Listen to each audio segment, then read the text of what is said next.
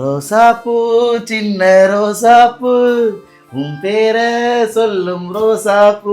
என்ன பாட்டெல்லாம் ரொம்ப பலமா இருக்கு. சும்மாதான் ஒரே ஜாலி மூட் தான். நீங்க ஜாலி மூட்ல எல்லாம் பாட்டு பாடல, ஏன்னா இன்னைக்கு நான் செய்ய போற ரெசிபி அப்படி, அதுக்காக தானே இந்த பாட்டு பாடுறீங்க.